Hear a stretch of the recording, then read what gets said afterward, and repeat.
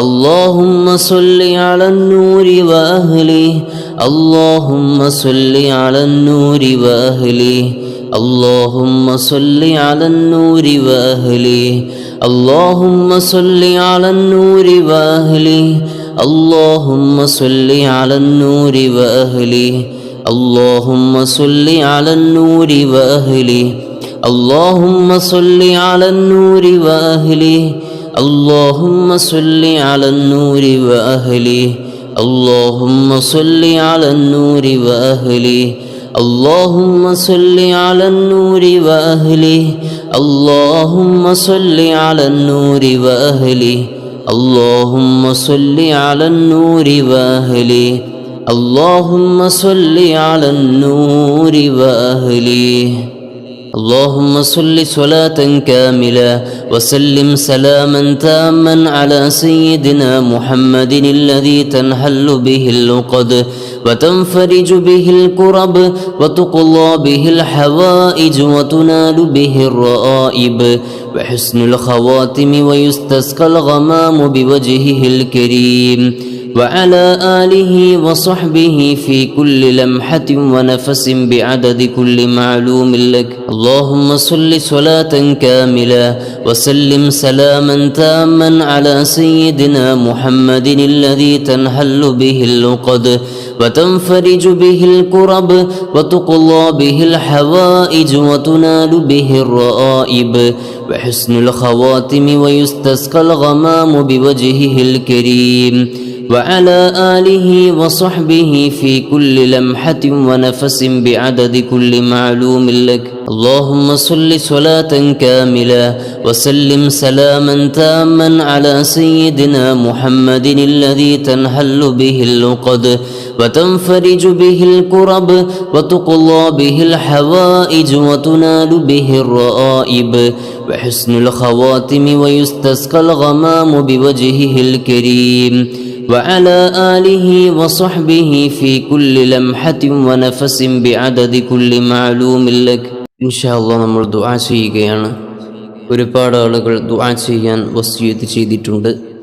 കഴിഞ്ഞ മജ്ലിസുകളിലും ഈ മജ്ലിസിലുമെല്ലാം കമൻറ്റിലൂടെ ദുആ ചെയ്യാൻ പറയുന്നവർ, അതുപോലെ തന്നെ വാട്സപ്പിലൂടെയും അല്ലാതെയും ഒക്കെ ദുആ വസിയത്ത് ചെയ്ത ഒരുപാട് ആളുകളുണ്ട്. അല്ലാഹു തആല എല്ലാവർക്കും ഖൈറും ബറക്കത്തും നൽകുമാറാകട്ടെ, മുറാദുകളൊക്കെ ഹാസിലാക്കി കൊടുക്കുമാറാകട്ടെ. പ്രത്യേകിച്ച് ഒരു സഹോദരിക്ക് നിങ്ങളെല്ലാവരും ദുആ ചെയ്യണം. അല്ലാഹു തആല അവരുടെ എല്ലാ പ്രയാസങ്ങളും നീക്കിക്കൊടുക്കട്ടെ. മക്കളെ കൊണ്ട് പ്രയാസപ്പെടുന്ന ഒരുപാട് ആളുകളുണ്ട്. സ്വാലിഹീങ്ങളായ മക്കളെ അല്ലാഹു നമുക്ക് നൽകുമാറാകട്ടെ. മക്കളില്ലാതെ കഷ്ടപ്പെടുന്നവരുണ്ട്. അല്ലാഹുവേ, മക്കളില്ലാത്തവർക്കൊക്കെ സ്വാലിഹീങ്ങളായ മക്കളെ കൊടുക്കണേ അല്ലാഹ്. മക്കളെ കൊണ്ട് വിഷമിക്കുന്ന പ്രയാസപ്പെടുന്ന ഒരവസ്ഥ ഞങ്ങൾക്കാർക്കും നീ നൽകല്ല റഹ്മാനെ.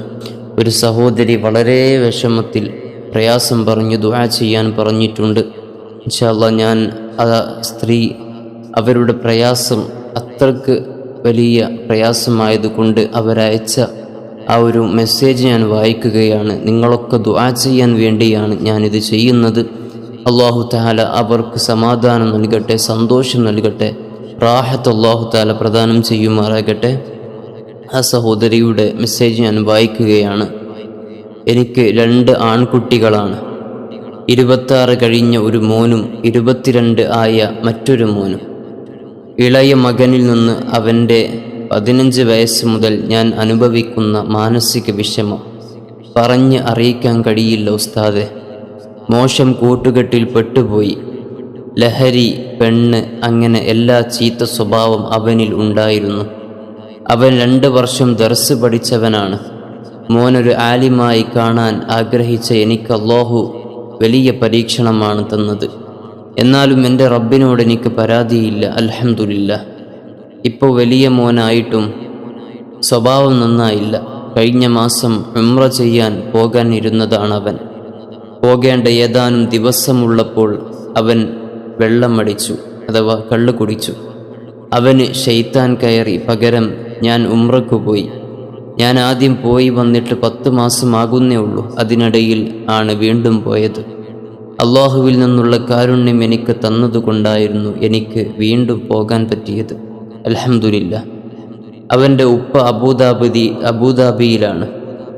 അവനെ കൊണ്ടുപോകാൻ നോക്കുന്നുണ്ട്. പക്ഷേ അവൻ താല്പര്യം കാണിക്കുന്നില്ല. അവൻ ഇവിടെ നിന്നാൽ എൻ്റെ റമളാൻ കഷ്ടത്തിലായി പോകും. കാരണം ഇവൻ നന്നായി തെറി പറയും. കയ്യിൽ കെട്ടുന്നത് വെച്ച് തന്നെ എന്നെ അടിക്കും. എന്നിട്ട് പറയും വീടിന് തീയിടും, എന്നെ കൊന്നുകളയും എന്നൊക്കെ. പോലീസ് ഒരു തവണ വന്ന് വാണിംഗ് കൊടുത്തതാണ്. ഞാൻ ഈമാൻ ഉറപ്പിച്ചാണ് ഈ വീട്ടിൽ കഴിയുന്നത്. ഈ റമളാൻ മാസം എനിക്ക് കിട്ടാതെ പോകും. ഇവൻ ഇവിടെ ഉണ്ടെങ്കിൽ എൻ്റെ ഇബാദത്തുകളെ അത് ബാധിക്കും. ഇവന് സ്വഭാവമൊന്നും നന്നാക്കാൻ പോകുന്നില്ല. ഇപ്പോഴും ബാങ്ക് കേട്ടിട്ട് മൊബൈലും തോണ്ടിയിരിക്കുക. അതുകൊണ്ട് അവന് പോകാൻ തോന്നിക്കാൻ, അവിടെ നല്ലൊരു ഖൈറായ ജോലി കിട്ടാൻ ഉസ്താദ് ദുആ ചെയ്യുമോ? കരയാൻ കണ്ണീരൊന്നും ഇല്ല ഉസ്താദെ. വീഡിയോ കാണുമ്പോൾ അതിന് താഴെ എന്നും ഞാൻ ദുആ വസിയത്ത് എഴുതിയിടാറുണ്ട്. അല്ലാഹുവേ, ആ സഹോദരിക്ക് നീ എല്ലാവിധ വിഷമങ്ങളും നീക്കി റാഹത്ത് കൊടുക്കണേ അല്ലാ. ആ മകനെ നീ സ്വാലിഹാക്കി കൊടുക്കണേ അല്ലാ. അല്ലാഹുവേ, ആ മകനെ നീ സ്വാലിഹ്യങ്ങളിൽ ചേർക്കണേ അല്ലാ. ദുസ്വഭാവങ്ങൾ, കള്ളുകുടിയും അതുപോലെ മുഴുവൻ ചീത്ത സ്വഭാവങ്ങളും അല്ലാഹുവേ നീ ഈ മജ്ലിസിൻ്റെ ബറക്കത്ത് കൊണ്ട് മാറ്റിക്കൊടുക്കണേ അല്ലാ. ആയിരക്കണക്കിന് ആളുകൾ ആമീൻ പറയുന്ന മജ്ലിസാണ്. അല്ലാഹുവേ, ആരുടെയെങ്കിലും ഒരു ദുആസ് ആമീൻ സ്വീകരിച്ച് നീ ആ മോനെ നന്നാക്കി കൊടുക്കണേ അല്ലാ. അല്ലാഹുവേ, നീ നന്നാക്കി കൊടുക്കണേ അല്ലാ. ഈ വിശുദ്ധമായ റമളാൻ ആകുന്നതിന് മുമ്പ് തന്നെ അവൻ്റെ എല്ലാ ദുസ്വഭാവങ്ങളും നീ മാറ്റിക്കൊടുക്കണേ അല്ലാ. അല്ലാഹുവേ, അവർക്ക് ഉദ്ദേശിക്കുന്ന മനസ്സിൽ കാണുന്ന ആ ഒരു ജോലി, ആ ഉമ്മ കാണുന്ന ജോലി, അല്ലാഹുവേ ഉപ്പയുടെ അടുത്ത് തന്നെ നല്ലൊരു ജോലി മകന് നൽകണേ അല്ലാ. അവന് വിദേശത്തേക്ക് പോകാനും നാട്ടിലെ ചീത്ത കൂട്ടുകെട്ടുകളിൽ നിന്ന് വിട്ടു നിൽക്കാനും നീ മനസ്സ് കൊടുക്കണേ അല്ലാ. അവൻ്റെ മനസ്സ് നീ നന്നാക്കി കൊടുക്കണേ റഹ്മാനെ, നീ നന്നാക്കണേ അല്ലാ. എല്ലാവരും ആത്മാർത്ഥമായി ആമീൻ പറഞ്ഞു ആ സഹോദരിക്ക് സന്തോഷം, സമാധാനം ലഭിക്കാൻ നമ്മളൊക്കെ കാരണമാകണം. എല്ലാവരും ആത്മാർത്ഥമായി ആമീൻ പറയുക. അല്ലാഹുവേ, നീ നന്നാക്കി കൊടുക്കണേ റഹ്മാനെ. റബ്ബനാ ഹബ് ലനാ മിൻ അസ്വാജിനാ വദുർരിയാതിനാ ഖുർറത അയുനിൻ വജഅൽനാ ലിൽമുത്തഖീന ഇമാമ. ربنا هب لنا من أزواجنا وذرياتنا قرة أعين وجعلنا للمتقين إماما. ربنا هب لنا من أزواجنا وذرياتنا قرة أعين وجعلنا للمتقين إماما. അല്ലാഹുവേ, ഞങ്ങളുടെയൊക്കെ മക്കളെ നീ നന്നാക്കി തരണേ അല്ലാ. സ്വാലിഹീങ്ങളാക്കി തരണേ അല്ലാ. ഒരുപാട് ആളുകൾ വേറെയും ദുആ ചെയ്യാൻ പറഞ്ഞിട്ടുണ്ട്. അല്ലാഹുവേ, കടങ്ങളുള്ളവരുണ്ട്, നീ വീട്ടിൽ കൊടുക്കണേ അല്ലാ. അല്ലാഹുവേ, കടങ്ങളുള്ളവർക്ക് വീട്ടിൽ കൊടുക്കണേ അല്ലാ. വീടില്ലാത്തവർക്ക് നല്ല വീട് കൊടുക്കണേ അല്ലാ. വിവാഹപ്രായമെത്തിയവർക്ക് അനുയോജ്യമായ ഇണകളെ കൊടുക്കണേ അല്ലാ. അല്ലാഹുവേ, രോഗികൾക്ക് ആജിലായ ശിഫ കൊടുക്കണേ അല്ലാ. ഒരുപാട് രോഗികളുണ്ട്. അല്ലാഹുവേ, നീ ശിഫ കൊടുക്കണേ അല്ലാ. ശിഫ കൊടുക്കണേ റഹ്മാനെ. കമൻറ്റിലൂടെ ഒരുപാട് ആളുകൾ ദുആ ചെയ്യാൻ വസിയത്ത് ചെയ്തവരുണ്ട്. അല്ലാഹുവേ, എല്ലാവരുടെയും മുറാദുകൾ നീ ഹാസിലാക്കി കൊടുക്കണേ അല്ലാ. നീ ഹാസിലാക്കി കൊടുക്കണേ റഹ്മാനെ. അല്ലാഹുവേ, ഖൈറും ബറക്കത്തും ഞങ്ങൾക്ക് നൽകണേ അല്ലാ. ജോലികളിലെ പ്രയാസങ്ങളൊക്കെ മാറ്റിത്തരണേ അല്ലാ. ജോലികളിൽ ബറക്കത്ത് ചെയ്യണേ അല്ലാ. വിശുദ്ധമായ റജബിലും ഷഅബാനിലും ഞങ്ങൾക്ക് നീ ബറക്കത്ത് നൽകി റമളാനിലേക്ക് ദീർഘായുസ് നൽകണേ അല്ലാ. അല്ലാഹുവേ, റമളാൻ നല്ലതുപോലെ ഉപയോഗപ്പെടുത്താൻ ഞങ്ങൾക്ക് നീ തൗഫീഖ് നൽകണേ അല്ലാ. നീ തൗഫീഖ് നൽകണേ റഹ്മാനെ. അല്ലാഹുവേ, നീ തൗഫീഖ് നൽകണേ അല്ലാ. ആമീൻ ബിറഹ്മതിക യാ അർഹമർ റഹീമീൻ ബിഫദ്ലിഹി സല്ലല്ലാഹു അലാ മുഹമ്മദ് സല്ലല്ലാഹു അലൈഹി വസല്ലം.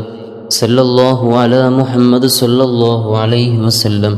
اللهم صل على محمد يا رب صل عليه وسلم.